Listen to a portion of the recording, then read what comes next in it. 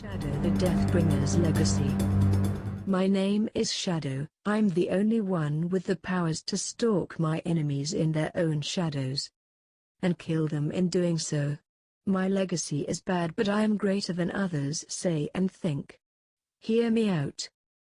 I was born the same time that Lucifer became the devil, because the Prince of Darkness was weary and sad. He gave birth to a force with more power than he originally thought. He named that force Shadow, Shadow Lucifer. He sent his only friend to the world of the living to warn the humans of a powerful threat that will bring upon their own demise, God. The humans listened because they didn't know who Shadow was. Eventually Shadow grew tired of that job and decided to head home to tell Lucifer that he's going to a world of monsters to find a host. Lucifer nodded and gave Shadow his special abilities and sent a Hydra dragon with him along with an idea of the best host to have. His name is Sky. He has suffered through many losses and tragedies. Best part is, no soul. Lucifer explained to Shadow. Shadow thanked Lucifer and headed to the gates of hell, Pets Cerberus, and left to the world known as Eutherion. Upon his arrival Shadow saw who Lucifer was talking about at a castle tower. So Shadow sinks himself into the ground and moved towards Sky's location. Suddenly Sky felt dizzy and passes out for a moment. Shadow has entered into Sky's mind. Sky woke back up and started sniping again. A month later, Sky, Bella, Alice, and Rose were on the ground. Sky was attacking a hunter when suddenly he blacked out and started to evolve into Shadow, and tackled the hunter, then began eating the hunter's body piece by piece. Alice, Rose, and Bella were shocked, and Bella covered Rose's eyes to prevent trauma. Shadow howls at the moon, and roars like a demonic dragon, before collapsing. The next day, Shadow woke up in what was Sky's room, but he was chained down on a table. Hey, not a problem," I said after I sunk into my own shadow, freeing myself from the chains.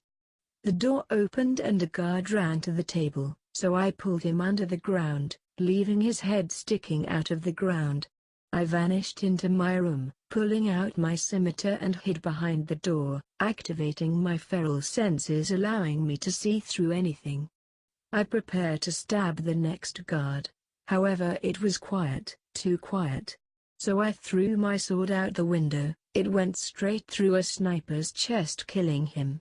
Then Bella walked in and ran to the guard whose neck was sticking out of the ground and looks behind her in fear. "Do not be fearful, Bella, stay strong," I say as I get ready to leave. She stopped me and kissed me, turning my control over to Sky. Then I passed out. From then on, I lent my power over to Sky whenever he needed it, as well as writing letters to my only friend, Lucifer. Shadow Lucifer. Grey, the Re-Vampire King. Chapter 1. The Interference. The year is 2096 and Grey was watching over a certain land, one of which is inhabited by both monsters and humans. I'm a bit furious that all these fools do is fight and die. However, something needs to be done. I'm tired of just sitting here watching. I'm going to challenge the boy known as Sky to a fight to death against me," Grey stated. Chapter 2. The challenge is challenged.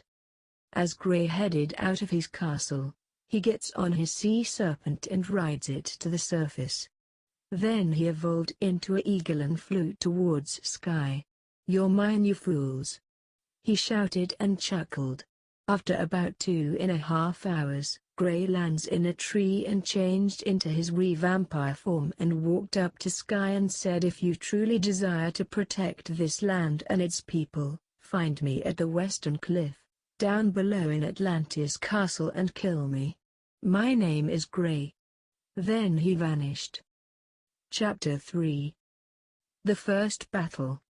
After Grey returned to Atlantis, fed his sea serpent, and arms his army, he sat down on his throne and waits for Sky. What could that sound be? Gray says. So he walks to the source of the noise only to find that his sea serpent was brutally wounded. Jack, no Jack! He cries as he pets his dying serpent. Gray is now very furious and headed to his throne room only to find that Sky was sitting on a large pile of bodies, the bodies of his troops. Chapter 4. Wounded but not dead. Yet. Gray evolved into a giant re-vampire and started attacking Sky and eventually threw him at a tree, causing Sky to be impaled. Gray slowly approaches Sky to finish him, but Sky suddenly broke free of the tree and flash steps towards Gray, cutting his head off and setting fire to it. Chapter 5. Reawakening. 2 days later. Gray's body twitches, causing him to grab the head of one of his troops and attached it to himself. Much better, time to pay him a little visit, for revenge. He starts to laugh creepily. Fortunately I've got one more vial of rebirth left. Hot him. Gray says aloud. He brings the vial to his serpent and injects it into its neck, causing it to come back to life for one more ride. Chapter 6. The end. Come on brother, let's have one last swim together. Gray stated as he mounted the serpentine. The serpentine releases one final tear from his eyes and swam to the surface before dying for good. Gray wiped his eyes from his tears. Sky was in a tower in the castle. So Gray headed towards him and spotted Bella, and thought to himself, if I take her hostage he'll come to her location, however, I'll bring her to him. He chuckled. So he grabbed Bella when she was off guard, and brought her to Sky. Little did I know that they were expecting me. Sky was behind me, with a sacred blade. Excalibur stabbed my neck with it. I fell to the ground trying to pull the sword out when Bella ripped out my heart, gives it to Sky. He looked at me and smashed my heart, burning to ashes. This is my story, from life to death. Ashes to ashes, dust to dust. Alice, the Queen of Monsters. Why are you crying? Are you lonely?